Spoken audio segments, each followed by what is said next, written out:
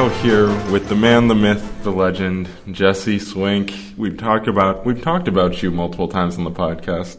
We've actually heard your opinions a couple of times on the podcast via other people. In our last episode, it was Myles.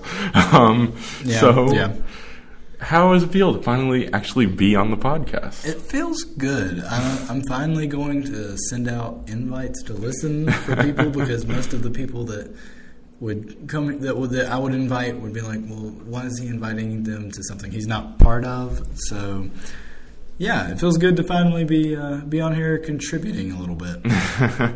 You've been contributing. You've been like the idea man for when we can't think of what to talk about. Yeah, but now you hear my opinions, not just what I wish I could give my opinions on. Fair enough.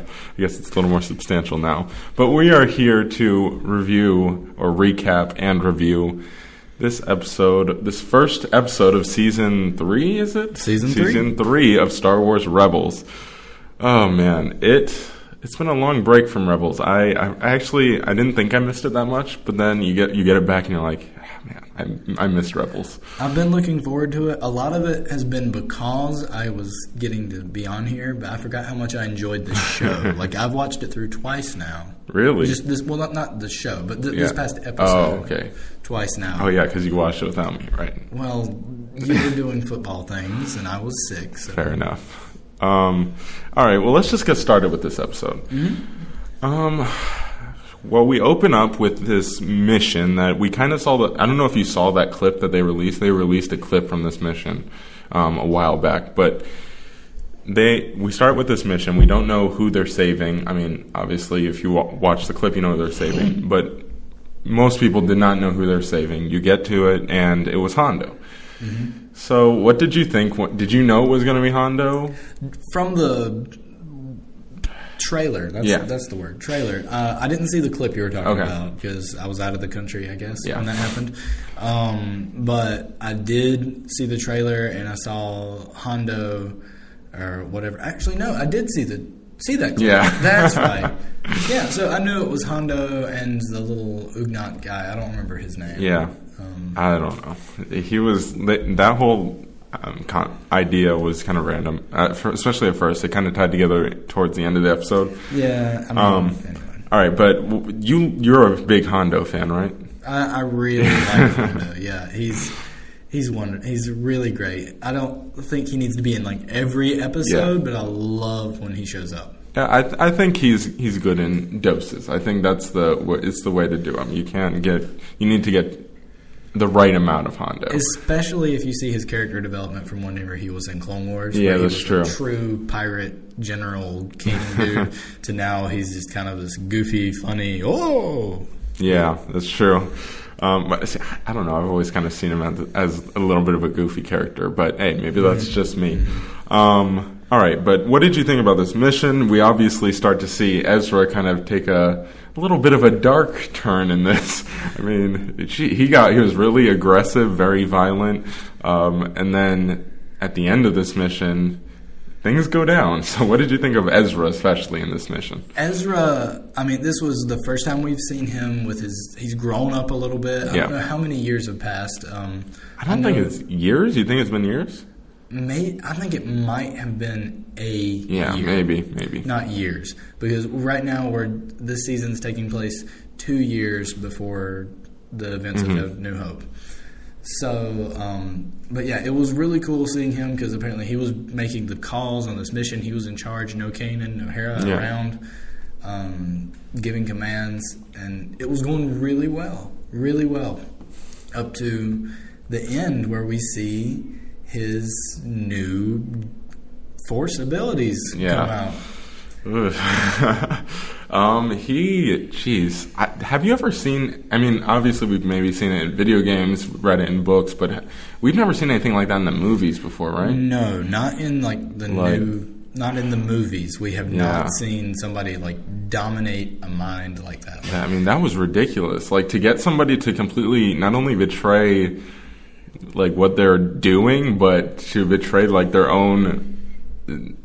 self-protect, like everyone wants to protect themselves, you know? It's like it was so weird. Yeah, it was scary. Like you could see, I really loved. You could see the faces of like Zeb and all them in the background. Like they were horrified. And like he made this guy in the Imperial Walker walk off the edge of this platform and die. It got dark real fast in this episode. It really did, and it almost looked like he hesitated a little bit in that step. But I don't know if he did. I just thought it looked like that. Yeah. And that great moment when Sabine, I think, is the one who asked him, "When did Kanan teach you that?" And he just flat out says he didn't. Yeah. Oh man. See, I love that moment, like that whole moment with them kind of reacting to it, because they even though you see their faces and they're obviously concerned, to say the least, they're still just like, they don't really question it too much. They just kind of go along with it, because at the end of the day, he got them out of the situation. But it was, I mean, I don't know. They're kind of like, I guess the ends justify the means, kind of in that situation in particular. It was just really interesting. Were you surprised with how quickly we got to the Sith holocron? Very. I think I said that. Yeah. Like we had to stop and pause while we were watching so that Myles could go get some pizza. But yeah, like I expected this to get drawn out a couple of episodes at least, of like Ezra using the holocron to learn the ways of the dark side without Kanan knowing.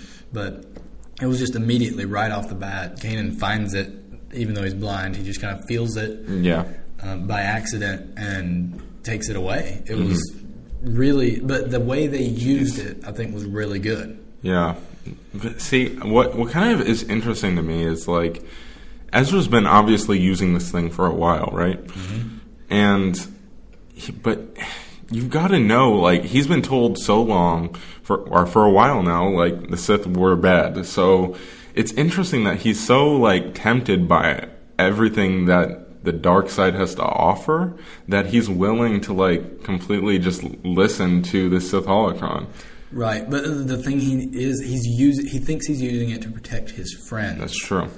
And that kind of leads into the next little sequence when we run into Kanan going and finding the Bendu, that big force-sensitive thing. And the Bendu says this thing can't corrupt someone on their own. Only they can do it. And their ideas of power or even saving their friends. That's true. What did you think of the Bendu? I really liked it. He's a mediator between, like, he's not a light side follower, not a dark side follower. He's just using the Force, which there was a lot of that in Legends, like in what is no longer part of the actual official Star Wars story. All of that is called Legends now. So there was a lot of people who would not follow strictly the dark or light side, but would still be what we would consider good, using a little bit of both, just not being corrupted completely by either one, not going with the legalism that tends to happen with the light side or the total corruption of the dark side. Yeah.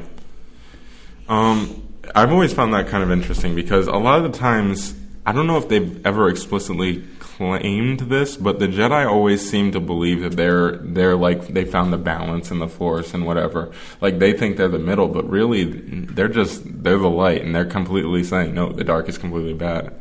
So I do like that they're introducing someone who actually is in the middle, or at least supposedly for now. Right, and he made they made great references to the old legend stuff with him. Like, there was something that followed that called the Bendu Order. Now, I don't know if he's going to be a part of that order, if they're remaking it so that that's his name or the race, but there was a order of, like, Bendu that predated even the Jedi, but they died out pretty quickly along the way.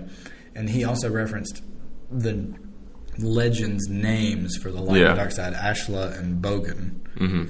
Which I found that interesting too, that they're bringing back those concepts of the Jedi aren't always right into it, because in the movies it still looked like the Jedi were the good guys all the time, but this is painting a little bit of a different picture. Exactly, and that kind of goes back, like, we've had some of that kind of stuff in Clone Wars before, with, like, that brother and sister arc. That was that was like one of my favorite arcs in Clone Wars. But anyway, let's kind of move on a little bit to, I think this is where you're going to have quite a bit to say, the Thrawn stuff. That's where he doesn't have much to say, but... No. And he doesn't really have much to do, really, but he was very effective in how they used him in this episode. Very effective. They brought him in. He basically identified, these are the rebels, this is what they're doing. These are isolated events, but they're not really. Mm-hmm. And then that's all he said and disappeared for a while. And everybody else is just like, okay, we'll act on this. And then he comes in again at the end, where they're about to defeat the rebels, destroy this little fleet that they have, and he says, no. Let them have their victory.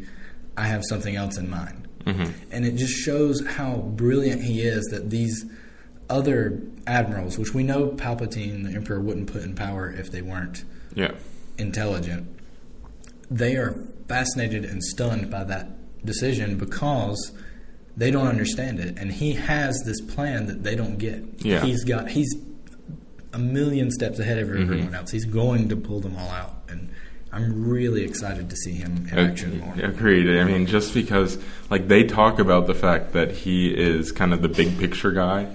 I believe it was one of the commanders or one of the generals that said that. Governor something. Yeah.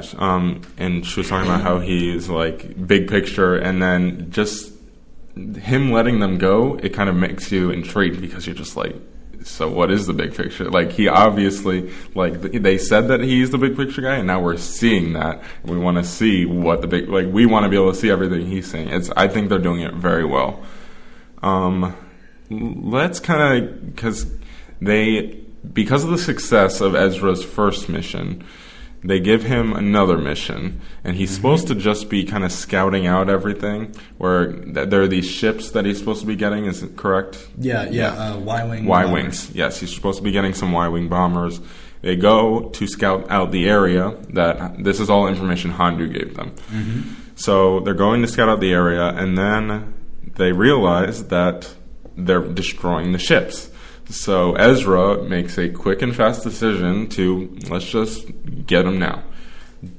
I don't necessarily think that was a poor decision. Mm-mm. No, I think he should have let Hera and them know before he acted. Agreed. And I think that's, Rex said as much, but he said no and just moved in. Yeah. He got mad when they said anything about going in for backup, which shows a little bit of that dark side arrogance coming out in him. And, of course, everything that could go wrong did go wrong. They were attacked by these giant droids. Yeah. The ships didn't have fuel, and he ends up making this risky call of cutting power to this whole floating station, so it comes crashing down. Again, just a very rash decision where he completely did not consider every possibility, I mean, it was just not a good decision at all. That's when I was like, no, like, that was a bad decision. Yeah. I was with him at first, and then he kind of lost me. And he's still a likable character. Even though he's making these bad calls and bad decisions, it's still on a plane where we can identify and agree with him. Agreed. By the end of this episode, we kind of get the feeling like he's learned his lesson. He's going to kind of take us, like, he's going to go talk to the, what's it called again? The big Force guy. Bendu. The Bendu. He's going to... So do you buy that, or do you think, no, this guy's he's still going dark? I don't think he knows about the Bendu yet. Yeah. I don't think Kanan's told him.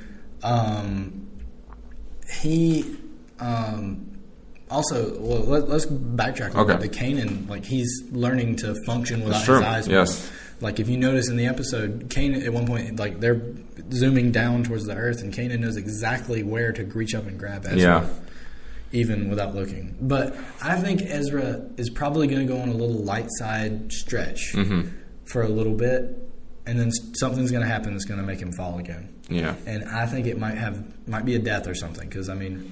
Rex, we both speculate, Rex is not going to last.